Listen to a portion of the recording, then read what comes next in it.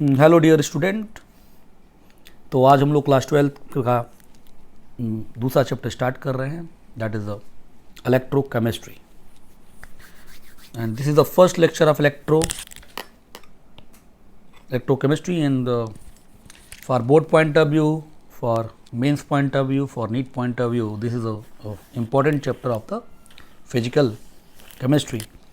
Electrochemistry में देखिए ये दो वर्ड हैं, एक है इलेक्ट्रो और दूसरा टर्म है क्या, chemistry.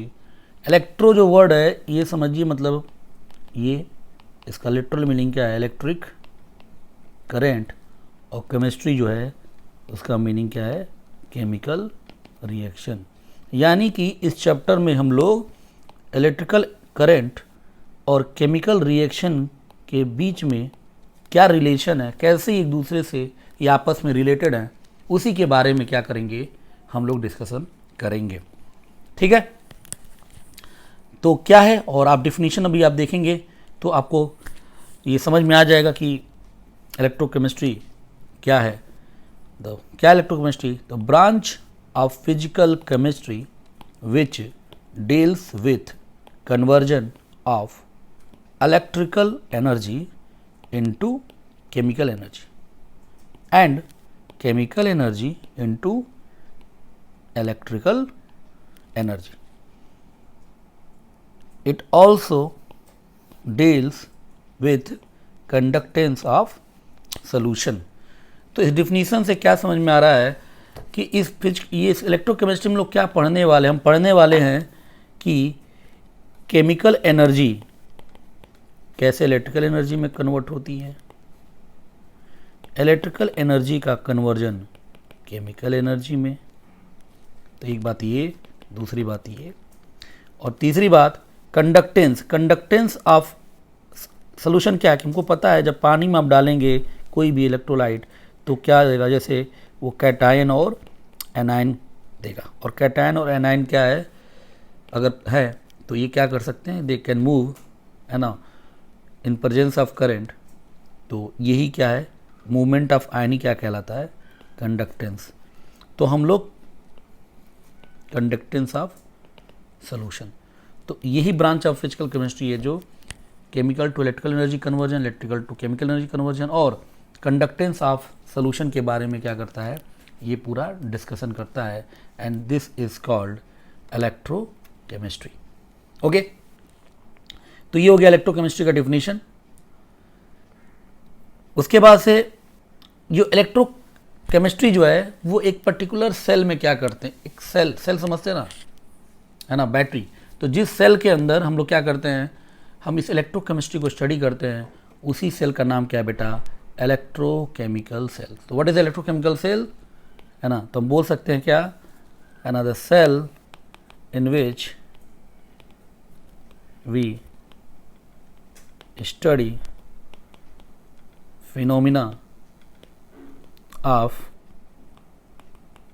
electrochemistry, that is conversion of chemical energy into electrical energy या electrical energy into chemical energy। तो इसी को क्या बोलते हैं, इस सेल का नाम क्या है बेटा, that cell is called electrochemical cell। ठीक है ना। अब इलेक्ट्रोकेमिकल जो सेल हैं ये आपके दो तरह के होते हैं, two type of electrochemical cell. एक को बोलते हैं galvanic cell, one is called galvanic cell and another is called electrolytic cell. तो अब ये क्या डिफरेंस होता है इन दोनों सेल में, गैल्वेनिक सेल और इलेक्ट्रोलिटिक सेल में आखिर में डिफरेंस क्या होता है, अब उसको हम लोग समझते हैं। ठीक है ना। गैल्वेनिक सेल क्या है, तो गैल्वेनिक सेल वो इलेक्ट्रोकेमिकल सेल है ना, the cell in which spontaneous redox reaction occurs due to which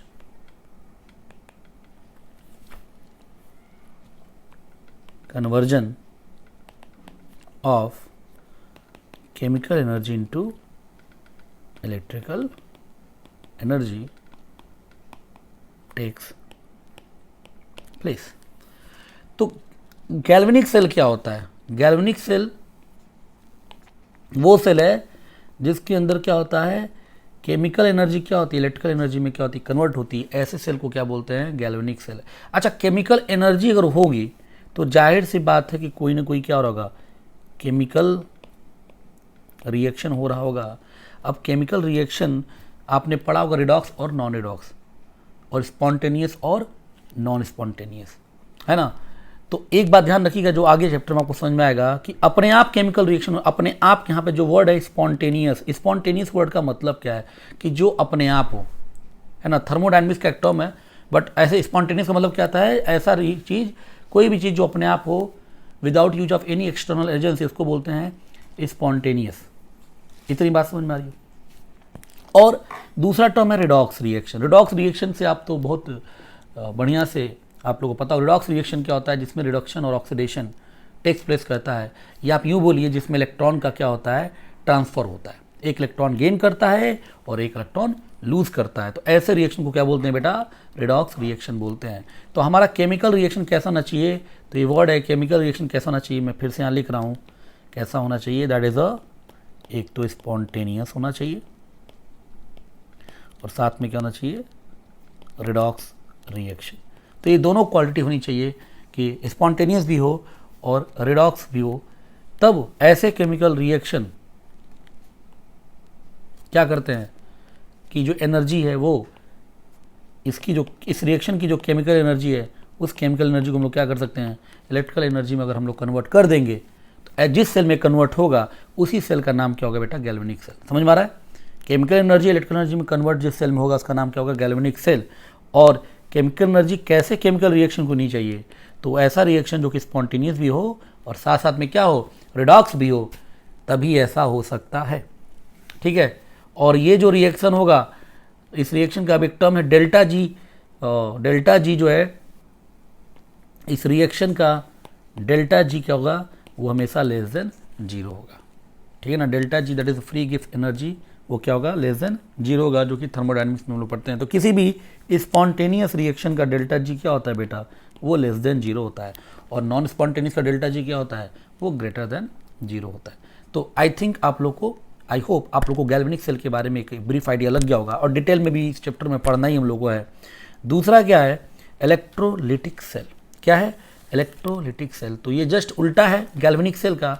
इसमें क्या होता है, अगर इसकी डिफिनीशन लिखें तो क्या लिखेंगे कि cell in which non spontaneous redox reaction occurs by supplying electricity, that is conversion of electrical energy into chemical energy takes place। यहाँ क्या हो रहा है, अब ऐसे समझ लीजिए कि यहाँ हम इलेक्ट्रिकल एनर्जी क्या कर रहे हैं, हम इलेक्ट्रिसिटी क्या कर रहे हैं, इलेक्ट्रिसिटी प्रोवाइड कर रहे हैं और वो केमिकल एनर्जी में कन्वर्ट हो रहा है। तो केमिकल एनर्जी में कन्वर्ट होने का मतलब क्या है, कोई ना कोई केमिकल रिएक्शन हो रहा होगा, कोई ना कोई केमिकल रिएक्शन। यानी ये केमिकल रिएक्शन अपने आप नहीं हो रहा है, इस केमिकल रिएक्शन में हमको क्या करना पड़ा, इलेक्ट्रिसिटी प्रोवाइड करना पड़ रहा है। तो इसीलिए इस केमिकल रिएक्शन का नाम क्या है बेटा, नॉन स्पॉन्टेनियस। नॉन स्पॉन्टेनियस का मतलब ही होता है जो अपने आप ना हो, हमें कुछ ना कुछ बाहरी एजेंट यूज करना पड़े। यहाँ हमने एजेंट क्या यूज किया बेटा, तो इलेक्ट्रिसिटी। और रिएक्शन तो हमेशा क्या होगा इलेक्ट्रोकेमिस्ट्री में, वो रिडॉक्स से ही होगा। नॉन रिडॉक्स रिएक्शन इलेक्ट्रोकेमिस्ट्री में नहीं पढ़े जाते। तो नॉन स्पॉन्टेनियस है और साथ साथ में क्या है बेटा, that is a redox reaction. और ऐसा केमिकल रिएक्शन का डेल्टा जी हमेशा क्या होता है, वो बेटा पॉजिटिव होता है, बिकॉज ये है क्या, नॉन स्पॉन्टेनियस। तो क्या बोलेंगे इलेक्ट्रोलिटिक सेल के बारे में कि सेल जिसके अंदर non spontaneous redox reaction occur होता है, कब, जब हम बाहर से हम उसमें इलेक्ट्रिसिटी क्या करते हैं, सप्लाई करते हैं, तो हुआ क्या बेसिकली कि इलेक्ट्रिकल एनर्जी केमिकल एनर्जी में क्या हो गया, कन्वर्ट हो रहा है। और ऐसे सेल को हम क्या बोलते हैं, इलेक्ट्रोलिटिक सेल। तो एक ब्रीफ आइडिया दे दिया हमने आपको गैल्वेनिक सेल का और इलेक्ट्रोलिटिक सेल का। तो इनफैक्ट इस चैप्टर में हम लोग जो पढ़ने वाले हैं वो क्या पढ़ने वाले हैं, तो एक तो गैल्वेनिक सेल के बारे में, दूसरा इलेक्ट्रोलिटिक सेल के बारे में, और तीसरा कंडक्टेंस ऑफ इलेक्ट्रोलिटिक सॉल्यूशन। तो ये चैप्टर है इन्हीं मेजर 3 पार्ट में डिवाइडेड है, जिसमें लगभग 50% जो कंटेंट है वो गैल्वेनिक सेल का है, और 25% आपका इलेक्ट्रोलिटिक सेल से है, और 25% जो है वो कंडक्टेंस ऑफ इलेक्ट्रोलिटिक सॉल्यूशन है। तो इस तरह से कवरेज है इस पूरे चैप्टर का, ठीक है ना। तो इन्हीं तीनों बातों को हम लोग अब डिटेल में क्या करना है, स्टार्ट करेंगे, जिसमें हमारा पहला जो टॉपिक है वो क्या है बेटा, तो हम लोग क्या पढ़ेंगे, गैल्वेनिक सेल के बारे में। ओके, तो स्टार्ट करते हैं। तो आपके सामने जो हेडिंग है that is a galvanic cell, ठीक है ना। तो गैल्वेनिक सेल क्या है, तो गैल्वेनिक सेल में एक मोटी मोटी बात जो हमको पता चल चुकी है क्या, कि इसमें भाई केमिकल एनर्जी क्या होता है, इलेक्ट्रिकल एनर्जी में कन्वर्ट होता है। और इसका जो केमिकल रिएक्शन है वो कैसा होता है, तो पता चल चुका है कि भैया वो स्पॉन्टेनियस होगा और क्या होगा, वो रिडॉक्स होगा। तो ये 2 बातें ऊपर। और तीसरी बात कि ऐसे केमिकल रिएक्शन का डेल्टा जी चूँकि नॉन स्पॉन्टेनियस है, तो डेल्टा जी क्या होगा, लेस देन 0 होगा। तो इतनी बातें हम लोगों ने अभी ऊपर पढ़ी थी, ठीक है। अब आखिरकार अब ये हम लोग समझेंगे यहाँ पर कि आखिरकार कैसे ये केमिकल एनर्जी को इलेक्ट्रिकल एनर्जी में कैसे, जो केमिकल रिएक्शन, जैसे केमिकल रिएक्शन जो रहा है उस केमिकल रिएक्शन को इलेक्ट्रिकल एनर्जी में कैसे कन्वर्ट करते हैं। अब इस बात को यहाँ समझते हैं कि हाउ इट इज़ पॉसिबल। जैसे आप देखते हैं ना कि जो सेल होते हैं, घड़ियों में जो सेल लगाते हैं, तो उसको लगाते ही क्या हो जाता है, वो घड़ी चलने लगती है। क्यों चलती है, क्योंकि घड़ी के अंदर करंट पास हो रहा है। तो बैटरी के अंदर तो क्या है, केमिकल्स हैं। तो आखिरकार उस बैटरी के अंदर ऐसा क्या हो रहा है कि फाइनली वो बैटरी क्या कर रहा है, उस केमिकल रिएक्शन को के केमिकल एनर्जी को इलेक्ट्रिकल एनर्जी में कन्वर्ट कर दे रहा है। और वो जो बैटरी जो आप यूज करते हैं वो एक तरह से किसका टाइप है, वो गैल्वेनिक सेल का ही टाइप है। तो इसी बात को हम यहाँ पे हम लोग क्या करेंगे, डिस्कस करेंगे। तो पहले हमने एक बात तो क्लियर कर लिया है कि जो केमिकल रिएक्शंस होंगे वो क्या होंगे, स्पॉन्टेनियस, मतलब जो अपने आप हो, और कैसे होंगे, रिडॉक्स, यानी कि जिसमें रिडक्शन और ऑक्सीडेशन हो रहा हो। तो एक एग्जांपल से हम लोग समझते हैं कि रिडॉक्स रिएक्शन में भी कैसा होना चाहिए। तो आप ध्यान दीजिएगा कि हमने क्या किया कि एक कंटेनर लिया और इस कंटेनर के अंदर हमने क्या किया, कॉपर सल्फेट का किसका सोल्यूशन, तो this is the solution of copper sulphate.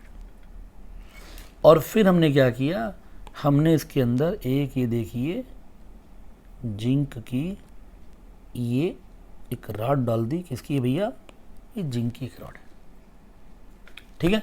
तो ये हमने किया। सोल्यूशन, कॉपर सल्फेट सोल्यूशन का कलर क्या होता है भैया, तो पता है वो ब्लू कलर का होता है। तो ये हमने एक सेटअप बनाया जिसमें कॉपर सल्फेट सोल्यूशन के अंदर मैंने जिंक का रॉड को क्या कर दिया, डिप कर दिया। अच्छा, डिप करने के बाद कुछ ना कुछ हो रहा होगा। तो क्या हो रहा होगा वो हम बताते हैं। तो कुछ ऑब्जर्वेशन हुआ है ना, कुछ एक्सपेरिमेंट कर रहे हैं, तो देयर आर सम ऑब्जर्वेशन की। इसका क्या ऑब्जर्वेशन निकला, तो ऑब्जर्वेशन नंबर 1 जो आया वो कि वेट ऑफ जिंक रॉड क्या हो गया, वो कम हो गया। ऑब्जर्वेशन नंबर 2 जो हमको दिखा वो ये दिखा कि सॉल्यूशन का जो ब्लू कलर था ब्लू कलर ऑफ सोल्यूशन, ये क्या होने लगा, फेड होने लगा, यानी कि ब्लू कलर लेस इंटेंस हो गया।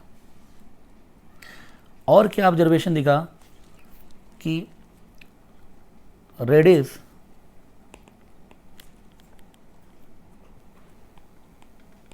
ब्राउन प्रेसिपिटेट फॉर्म हो गया, कहाँ पर, बॉटम ऑफ कंटेनर पर। और चौथा बात जो हमें ऑब्जर्वेशन में दिखा कि टेम्परेचर क्या हो गया, वो कंटेनर का, सॉल्यूशन का टेम्परेचर क्या हो गया, वो बढ़ गया। तो ये चार चीज़ें ऑब्जर्वेशन में हुआ। अब बेसिकली ये हो क्या रहा है, अगर ये मतलब ऑब्जर्वेशन हुआ, अब हम लोग को थोड़ा इसका केमिकल रिएक्शन तो पता ही है। क्या केमिकल रिएक्शन है कि जैसे ही आप क्या करेंगे, रिएक्शन क्या हो रहा होगा, तो जिंक को डाला आपने, तो जिंक की टेंडेंसी क्या है, ऑक्सीडाइज होने की, तो जिंक का क्या हो गया, ऑक्सीडेशन।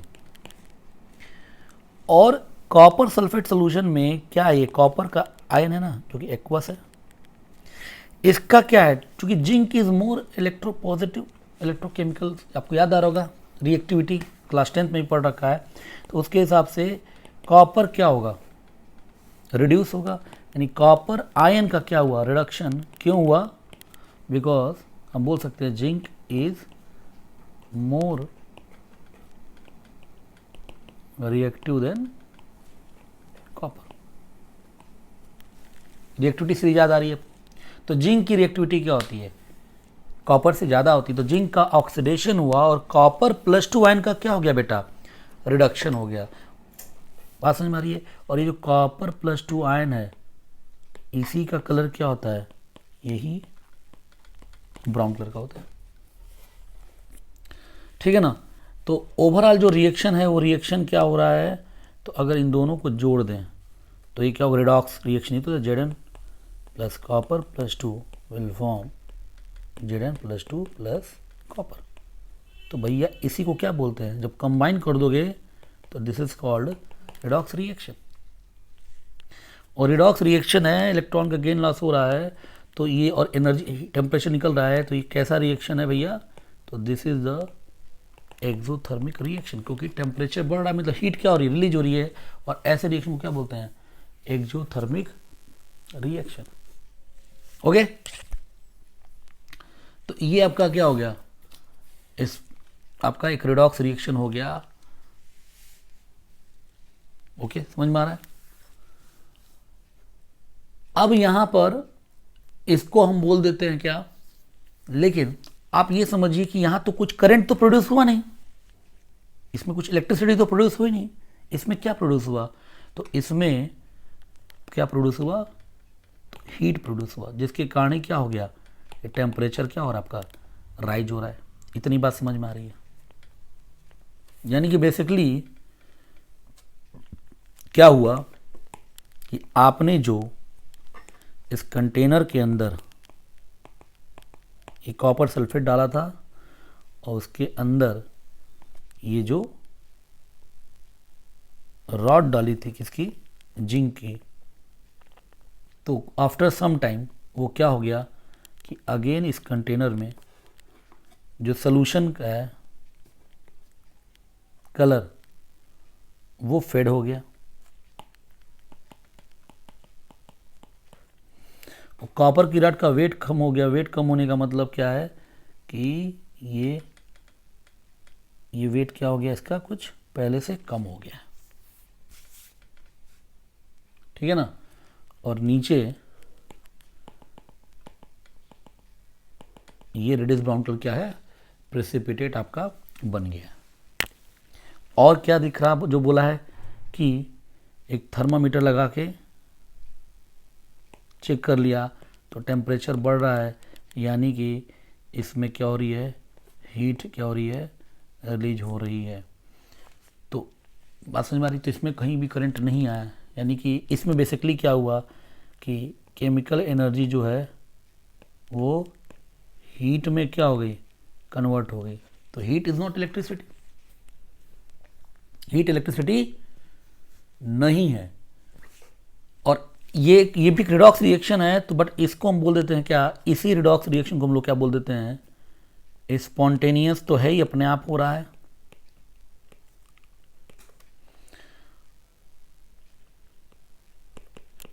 Direct redox reaction. तो स्पॉन्टेनियस का मतलब अपने आप हो रहा है, रिडॉक्स रिएक्शन का मतलब रिएक्शन ऑक्सीडेशन है। डायरेक्ट का मतलब क्या है कि इस केस में एक ही सोल्यूशन में, आप देखिए क्या है, एक ही सोल्यूशन में ऑक्सीडाइजिंग एजेंट भी है और रिड्यूसिंग एजेंट भी है। तो इसी को बोलते हैं क्या, डायरेक्ट।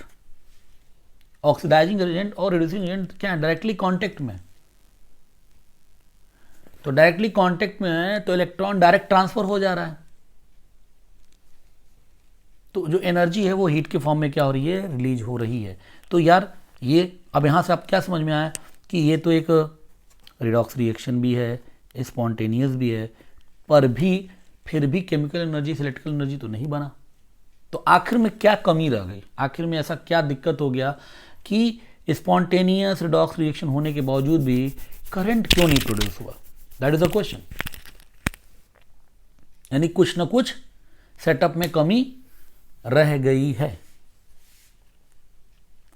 तो अब वही समझते हैं क्या कमी रह गई है, किस कमी के कारण क्या है ये करंट प्रोड्यूस नहीं हुआ। अब वो हम लोग यहां समझेंगे, और वो कमी बेसिकली यहां पर यह है कि एक ही सोल्यूशन में क्या ऑक्सीडाइजिंग और रिड्यूसिंग एजेंट है। तो अब गैल्वेनिक सेल तो तभी कहलाएगा भाई, गैल्वेनिक सेल कब कहलाएगा, जब केमिकल एनर्जी से क्या हो, इलेक्ट्रिकल एनर्जी प्रोड्यूस हो। ये आपका एक गैल्वेनिक सेल, ये आपका एक गैल्वेनिक सेल नहीं है, क्योंकि यहाँ तो केमिकल एनर्जी से क्या हो रहा है, हीट बन रहा है, and that is not galvanic cell. तो गैल्वेनिक सेल कैसे बनेगा, स्पॉन्टेनियस रिडॉक्स रिएक्शन से। अब वो हम लोग यहाँ डिस्कशन कर रहे हैं। तो इसमें क्या करना है, सबसे पहले ऑक्सीडाइजिंग एजेंट और रिड्यूसिंग एजेंट। अच्छा, कौन ऑक्सीडाइजिंग एजेंट है, कौन रिड्यूसिंग एजेंट है, आपको दिख ही रहा है। कौन ऑक्सीडाइज हुआ, तो जिसका ऑक्सीडेशन होता है वो रिड्यूसिंग एजेंट। तो यहाँ पर हम लिख सकते हैं जिंक क्या है, रिड्यूसिंग एजेंट है, और कॉपर+2 क्या है, ऑक्सीडाइजिंग एजेंट है इस रिएक्शन के लिए। तो इनको मुझे अलग अलग करना है, तो वही काम करेंगे। कैसे बनाते हैं गैल्वेनिक सेल को, कंस्ट्रक्ट कैसे करते हैं। तो ध्यान दीजिएगा कि इस बार हमने एक कंटेनर नहीं, हमने ये एक कंटेनर नहीं, ऐसे 2 कंटेनर क्या है बना लिए, ऐसे ये 2 कंटेनर बना लिए। यहां तक समझ में आ रहा है, ओके।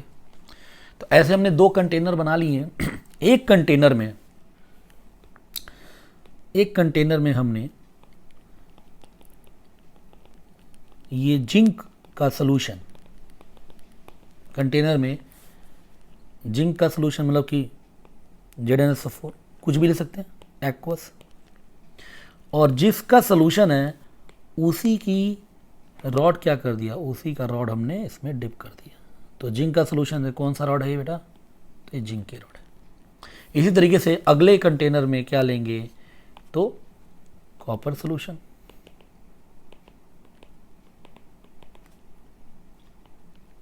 Copper sulphate aqueous.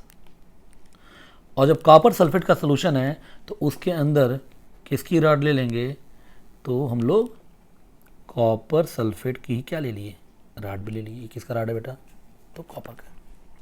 तो मेटल को उसी के सॉल्यूशन में क्या कर दिया, हमने डिप कर दिया। तो जिंक को जिंक के सॉल्यूशन में, कॉपर को कॉपर के सॉल्यूशन में। अब इसमें क्या डिफरेंस है, देखिए ये दोनों अलग अलग कंटेनर, ये कंटेनर नहीं।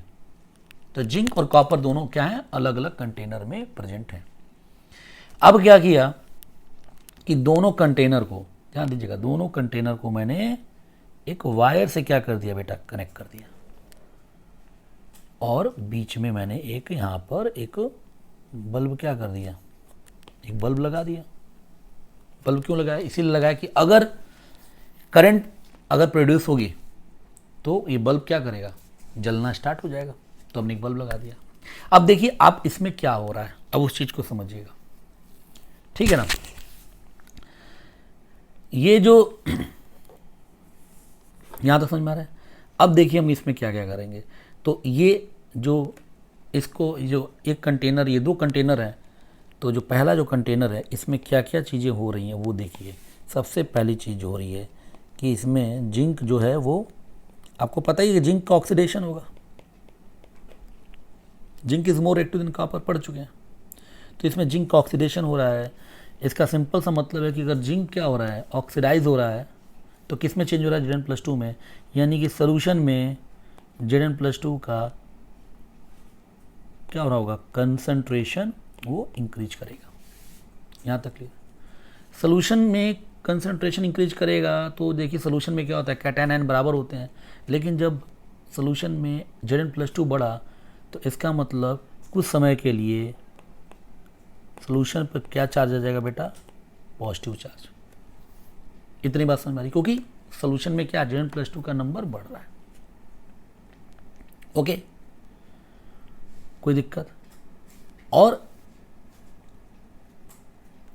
अगला जो, यानी और ये कौन सा फिनोमिना है, जिंक का क्या हो रहा है, तो इस सेल में क्या हो रहा है, ऑक्सीडेशन हो रहा है। इस पार्ट में क्या हो रहा है, ऑक्सीडेशन हो रहा है। और क्या हो रहा है, वेट जो है ऑफ जिंक रॉड वो क्या हो रहा है, वो कोई जिंक लूज कर रहा है तो वेट भी क्या हो रहा है, कम हो रहा है। ठीक है ना। और ये क्या है, ये पूरा एक सेल है, सेल का ये आधा ही पार्ट है, तो इसको क्या बोलेंगे, हाफ सेल। और चूंकि ऑक्सीडेशन हो रहा है तो इसको बोलते क्या है, इसको बोलते हैं एनोड हाफ सेल। और इस इलेक्ट्रोड का नाम क्या है, एनोड है ना। ये जो जिंक का जो इलेक्ट्रोड है इसका नाम क्या है, एनोड है। और इस कॉपर के इलेक्ट्रोड का नाम क्या होता है, कैथोड। एनोड क्या होता है कि वो चीज़ जिस पर क्या ऑक्सीडेशन हो, ऐसे इलेक्ट्रोड को क्या बोलते हैं, एनोड। तो इसका नाम चाहे आप एनोड हाफ सेल बोलिए, चाहे इसको आप क्या बोल दीजिए, ऑक्सीडेशन हाफ सेल। इसके कई नाम है, anode half cell, oxidation half cell, ठीक है ना। ओके, निगेटिव हाफ सेल या लेफ्ट हाफ सेल। तो ये सब anode half cell, oxidation half cell, negative half cell, left half cell, ये सब इसी के नाम। ये चारों नाम क्यों पढ़े मैं अभी डिस्कस करूंगा। तो यहाँ हुआ गया, तो आप ऐसे समझिए कि जैसे यहाँ एनोड पे रिएक्शन क्या हो रहा है, तो एनोड पे सिंपल रिएक्शन ये हो रहा है कि जिंक जो है वो ऑक्सीडाइज होगा Zn+2 में और 2 इलेक्ट्रॉन लूज करेगा, और जो Zn+2 है वो कहाँ चला गया, वो सोल्यूशन में चला गया। अब इलेक्ट्रॉन कहाँ प्रेजेंट है, इस एनोड मेटल पे। तो अब यहाँ पर क्या है, चूँकि जो इलेक्ट्रॉन है, अब ये इलेक्ट्रॉन क्या होगा, ये ट्रेवल करेगा। इलेक्ट्रॉन क्या करेगा, ट्रेवल करेगा, कहाँ से कहाँ, एनोड से कैथोड। तो इलेक्ट्रॉन, आपका इलेक्ट्रॉन क्या कर रहा है, एनोड से कैथोड की तरफ जा रहा है। क्यों जा रहा है, क्योंकि कैथोड पे क्या होने वाला है, कैथोड पे क्या होता है, रिडक्शन। कैथोड पे क्या होगा, है ना, समझ में आ रहा है कि Cr+2, यही कि Cr+2, ये जो इलेक्ट्रॉन यहाँ पहुँचा है, इस 2 इलेक्ट्रॉन को लेकर Cr+2 क्या कर देगा बेटा, तो कॉपर बना देगा। क्या बना देगा, कॉपर बना देगा। अब इसमें क्या होगा बेटा कि इसमें Cr+2 आयन का कंसंट्रेशन क्या होगा, घट रहा है। तो यहाँ सोल्यूशन आपका क्या हो जाएगा, सोल्यूशन में सल्फेट का कंसंट्रेशन बढ़ जाएगा, यानी सोल्यूशन पर निगेटिव चार्ज डेवलप होना स्टार्ट हो जाएगा साइमल्टेनियसली। और चूंकि इलेक्ट्रॉन का गेन हो रहा है तो इसका नाम क्या है, इसी का नाम रिडक्शन है। और copper, weight of copper rod क्या होगा बेटा, वो इंक्रीज होगा, कोई डिपॉजिट हो रहा है। और चूंकि यहाँ पर क्या रिडक्शन हो रहा है, तो रिडक्शन को क्या बोलते हैं, ये भी एक हाफ सेल है, चूंकि रिडक्शन हो रहा है तो नाम क्या पड़ जाएगा बेटा, कैथोड हाफ सेल। ठीक है ना। और क्या नाम है, चूंकि रिडक्शन हो रहा है तो एक और नाम बोल सकते हैं क्या, रिडक्शन हाफ सेल। और इसको हम पॉजिटिव हाफ सेल भी बोलते हैं, या इसका एक और नाम क्या है, राइट हाफ सेल। शॉर्टली हम लोग RH मतलब कि राइट हाफ सेल, उसको बोलते हैं LHC लेफ्ट हाफ सेल, ठीक है ना। तो अब ये पॉजिटिव हाफ सेल नाम क्यों पड़ा, कैथोड क्यों पड़ा, समझ में आएगी यार। रिडक्शन क्यों पड़ा, रिडक्शन हो रहा है। राइट हाफ सेल क्यों है, क्योंकि ये राइट में है तो राइट हाफ सेल, और ये लेफ्ट में है तो लेफ्ट हाफ सेल। ये पॉजिटिव और निगेटिव हाफ सेल नाम क्यों पड़ा, तो वो समझ लीजिए। वो ऐसे पड़ा कि आप ध्यान देखिए, इलेक्ट्रॉन का ये डायरेक्शन है, कौन सा डायरेक्शन इलेक्ट्रॉन का है, तो ये डायरेक्शन है। तो इलेक्ट्रॉन अगर कैथोड की तरफ जा रहा है तो जाहिर सी बात, electron is a negative charge particle, तो कैथोड पर क्या चार्ज होगा, तो डेफिनेटली कैथोड पर पॉजिटिव चार्ज होगा, तभी तो इधर जा रहा है। बात समझ में आ रही, तभी तो इलेक्ट्रॉन इसकी तरफ जा रहा है। इसका मतलब एनोड पर क्या चार्ज होगा, निगेटिव। इसलिए देखिए एनोड पे निगेटिव चार्ज है, तो इसलिए इसका नाम क्या है, निगेटिव हाफ सेल। और कैथोड पे जो कि पॉजिटिव चार्ज है, इसलिए इसका नाम क्या है, पॉजिटिव हाफ सेल। इतना क्लियर। तो ये दो हाफ सेल हैं, ओके।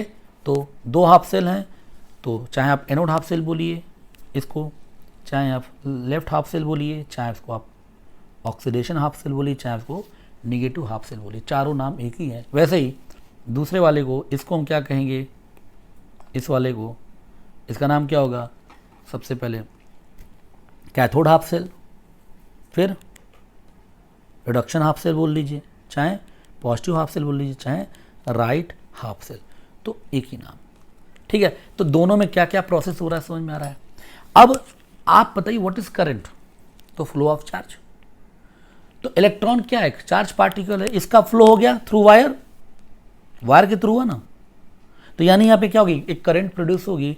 तो यहाँ पर ये जैसे ही ऐसा सेटअप बनाया, तो करंट का डायरेक्शन क्या होगा, तो भैया अगर इलेक्ट्रॉन का डायरेक्शन के जस्ट अपोजिट क्या होता है, this is the direction of current. तो जैसे इस वायर से इलेक्ट्रॉन पास हुआ, यानी कि करंट पास हुआ, तो बल्ब क्या करेगा, तो बल्ब आपका ग्लो करना स्टार्ट कर देगा। इसका मतलब क्या समझ में आ गया, तो समझ में आ गया जो हमारा टारगेट था, क्या कि केमिकल एनर्जी इलेक्ट्रिकल एनर्जी में कन्वर्ट हो चुकी है, तभी तो बल्ब ग्लो हुआ बेटा। तो क्या अब ये नाम जस्टिफाइड है galvanic cell, yes this is the galvanic cell. कहीं को दिक्कत, तो यहां पे भी रिडॉक्स स्पॉन्टेनियस है, ऊपर भी रिडॉक्स स्पॉन्टेनियस है, बस इसमें डिफरेंस क्या है, इसको हम बोल देते हैं, इसका नाम रख देते हैं क्या, इनडायरेक्ट रिडॉक्स रिएक्शन, और ऊपर वाला क्या था, डायरेक्ट रिडॉक्स रिएक्शन। इनडायरेक्ट क्यों बोल रहे हैं, क्योंकि यहां पर जो ऑक्सीडाइजिंग एजेंट है और रिड्यूसिंग एजेंट है वो क्या है, वो सेपरेट कंटेनर में है। तो बस सेपरेट कंटेनर में है तो बोल देते हैं इनडायरेक्ट, और सेम कंटेनर में क्या बोलते हैं, डायरेक्ट। तो सेपरेट रखने से ही क्या हो रहा है, आप देखिए, तभी हमारा केमिकल एनर्जी इलेक्ट्रिकल एनर्जी में कन्वर्ट हो रहा है, तभी इसको हम क्या बोलेंगे, गैल्वेनिक सेल। इतनी बात समझ में आ रही है। लेकिन यहाँ पे एक परेशानी भी है, अभी भी ये पूरा काम नहीं हुआ है। इसमें अब क्या होगा कि कुछ समय के लिए तो करंट प्रोड्यूस होगा, लेकिन आप देखिए कि इससे हो क्या रहा है, वो भी यहाँ पे आप समझ लीजिए कि इससे हो ये रहा है कि एट द टाइम एनोड क्या होते जा रहा है, मीन्स अगर हम लिखें तो एनोड पर क्या आ रहा है, निगेटिव चार्ज, और इस पर क्या इलेक्ट्रोलाइट क्या हो रहा है, पॉजिटिवली चार्ज। बात समझिएगा क्या हो गया। अब प्रॉब्लम जो आ रही है दोनों में कि जिंक का जो एनोड है वो क्या हो गया, निगेटिवली चार्ज, और सबसे बड़ी बात कि सोल्यूशन क्या हो चुका है, सोल्यूशन हो गया पॉजिटिवली चार्ज। इसमें सोल्यूशन क्या हो गया भैया, निगेटिवली चार्ज, है ना। ये देखिए लिखा हुआ है सोल्यूशन निगेटिव हो गया, इसमें सोल्यूशन पॉजिटिव हो गया। तो जब सोल्यूशन पॉजिटिव हो गया है और इलेक्ट्रॉन पे चार्ज क्या है, निगेटिव, तो क्या होगा, जैसे जैसे कंसंट्रेशन क्या होगा, ये कंसंट्रेशन बढ़ेगा और सोल्यूशन पॉजिटिव होते जाएगा, तो ये क्या होगा, ये यहाँ पर ये होगा कि ये इलेक्ट्रॉन को सोल्यूशन क्या करेगा, अट्रैक्ट करना स्टार्ट कर देगा, और ये क्या करेगा, रिपेल करना स्टार्ट कर देगा। तो धीरे धीरे क्या होगा कि इलेक्ट्रॉन का जो मूवमेंट है वो कम होता जाएगा, यानी कि करंट भी क्या होती जाएगी, कम होती जाएगी। बात समझ में आ रही है? तो इस प्रॉब्लम यानी कि प्रॉब्लम क्यों राइज हुई? ये प्रॉब्लम इसलिए राइज हो रही है बिकॉज सोल्यूशन पे क्या चार्ज आ रहा है, सोल्यूशन पे बेटा चार्ज आ रहा है सोल्यूशन पॉजिटिव और सोल्यूशन हो रहा है निगेटिव। यानी कि मुझे कुछ ऐसा करना पड़ेगा कि सोल्यूशन हमारा क्या हो जाए, सोल्यूशन हमारा न्यूट्रल हो जाए। क्या हो जाए? अगर सोल्यूशन न्यूट्रल हो गया तो न्यूट्रल है तो फिर वो इलेक्ट्रॉन को अपनी तरफ अट्रैक्ट नहीं करेगा, तो प्रॉब्लम सॉर्ट आउट हो जाएगी।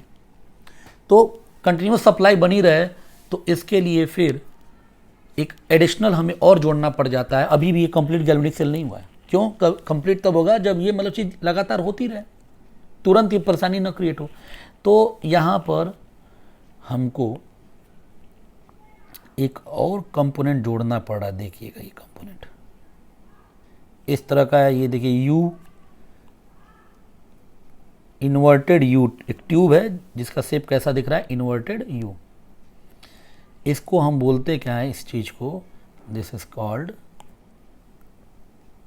Salt bridge. क्या नाम है इसका? Salt bridge. साल्ट ब्रिज नाम है, ब्रिज मतलब जोड़ रहा है, और साल्ट मतलब कि इसके अंदर साल्ट है, मतलब कैटायन और एनायन। तो मान लीजिए इसके अंदर अगर हमने NaCl मतलब कि Na प्लस और NaCl है, NaCl है मतलब क्या, वो Na प्लस और Cl माइनस के फॉर्म में, इस तरह से इसमें क्या है, प्रेजेंट है सब। अब यहाँ पर क्या होगा, अब साल्ट ब्रिज हमने क्यों जोड़ा वो फंक्शन हम लोग समझेंगे भी, लेकिन अलग से साल्ट ब्रिज हम लोग कवर करेंगे। लेकिन साल्ट ब्रिज क्यों ऐड किया मैंने, तो आप ध्यान दीजिएगा कि जैसे ही सोल्यूशन क्या है, ये सोल्यूशन आपका क्या है, this solution is positively charge, इसको न्यूट्रल करना है तो एनायन, जो एनायन होगा वो इधर की तरफ मूव करना स्टार्ट कर देगा, यानी Cl minus move towards the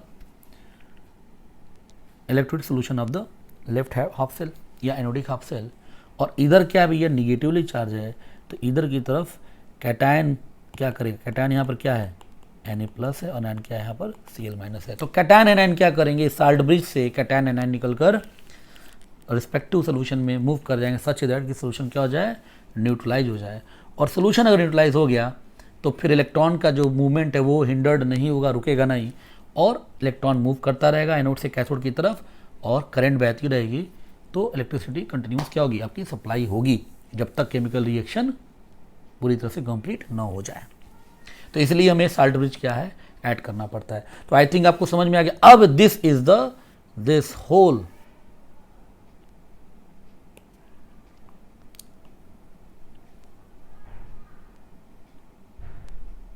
this is called galvanic cell. क्यों है गैल्वेनिक सेल, कोई केमिकल एनर्जी इलेक्ट्रिकल एनर्जी में क्या हो रही है, प्रोड्यूस हो रही है।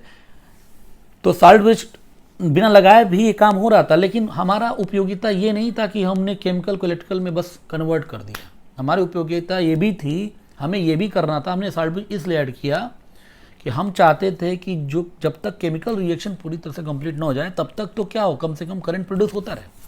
तो उसको कंटिन्यू करने के लिए हमने अलग से फिर क्या किया, साल्ट ब्रिज बेटा क्या कर दिया, ऐड कर दिया।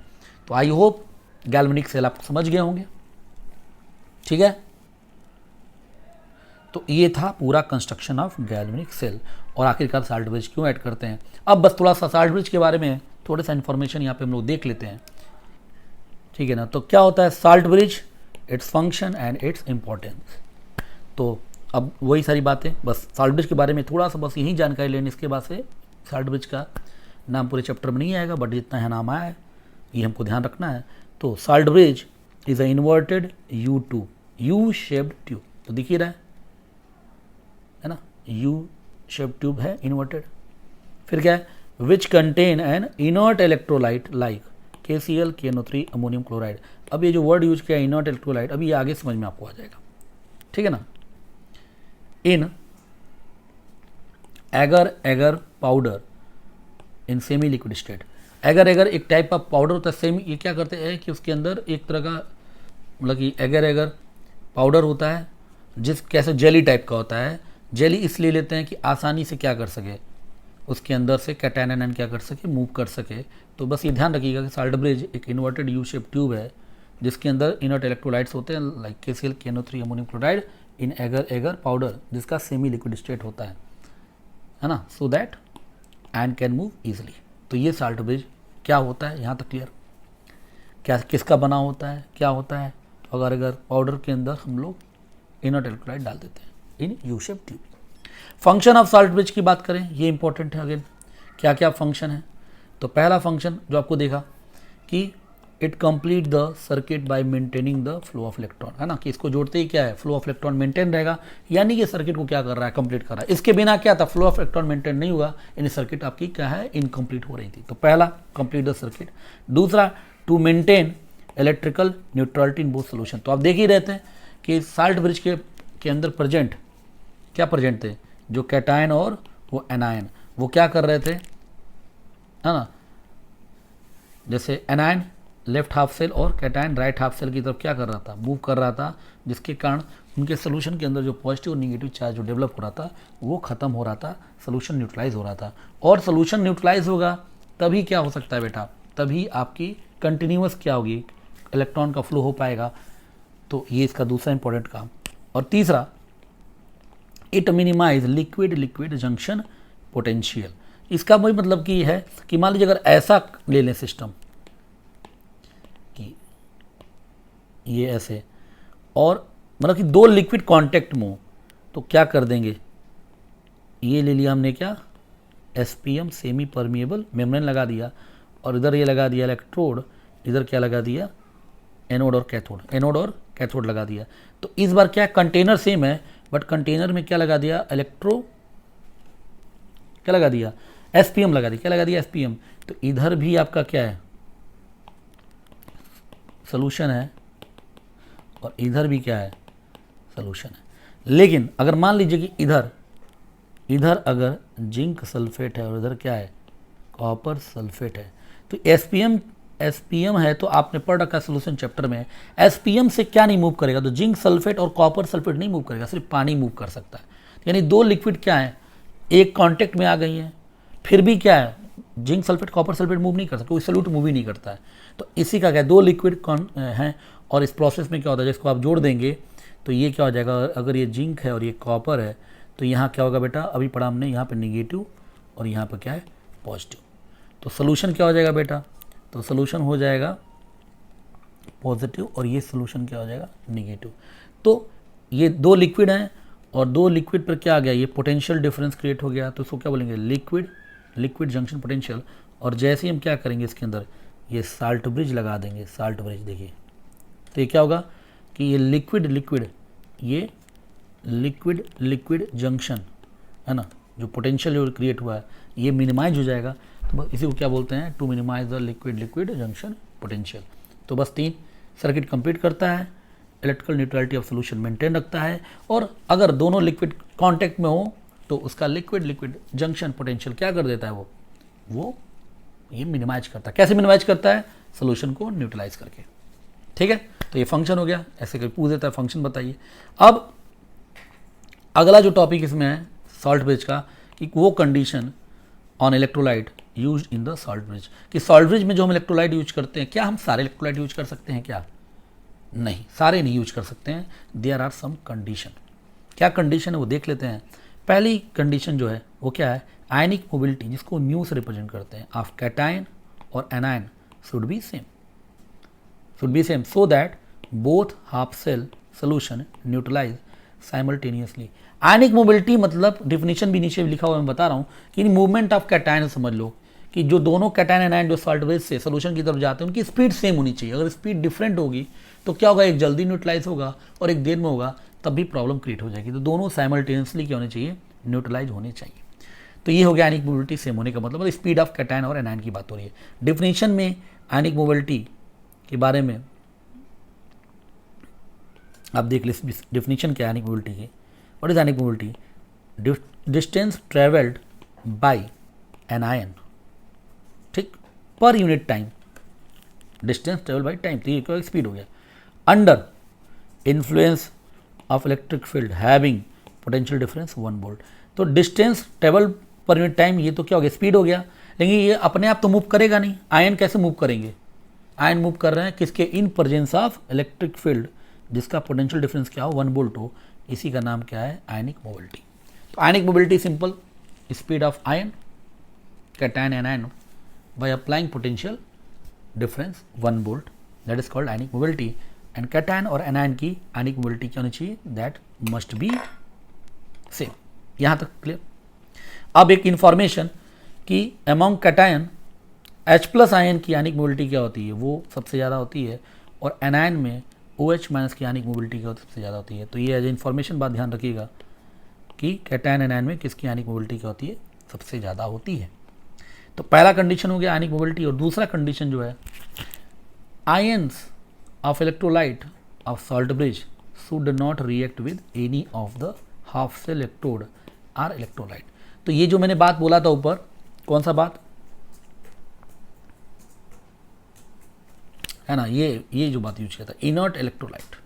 इनर्ट इलेक्ट्रोलाइट का यही मतलब है कि ये जो अब मैं एक्सप्लेन कर रहा हूँ कि वो इलेक्ट्रोलाइट जो रिएक्ट ना करें, किससे, न ही इलेक्ट्रोड से और न ही इलेक्ट्रोलाइट से, ऐसे इलेक्ट्रोलाइट को क्या बोलते हैं, इनर्ट इलेक्ट्रोलाइट। ठीक है, कौन से इनर्ट इलेक्ट्रोलाइट, समझ में आ गया। फॉर एग्जाम्पल क्या लिख रखा है, KCl can not be use in the case of Ag electrode. अगर सिल्वर का इलेक्ट्रोड पड़ा हुआ है तो KCl यूज नहीं कर सकते, क्यों, क्योंकि because of it will react with the Ag plus. KCl का जो Cl माइनस है वो Ag प्लस से क्या करेगा, है ना, Ag plus Cl minus will form AgCl। आपको पता है कि ये प्रेसिपिटेट बना लेता है, तो AgCl से क्या कर सकता है, रिएक्ट कर सकता है। इसलिए कभी भी हम ऐसा इलेक्ट्रोलाइट नहीं यूज करेंगे जिसमें Cl माइनस हो, यानी KCl हम यूज नहीं कर सकते, ACl NaCl ऐसा कोई भी इलेक्ट्रोलाइट, या अमोनियम क्लोराइड, है ना, चाहे KCl हो, अमोनियम क्लोराइड हो, इनको हम यूज नहीं कर सकते, इनमें क्या है, Cl माइनस है।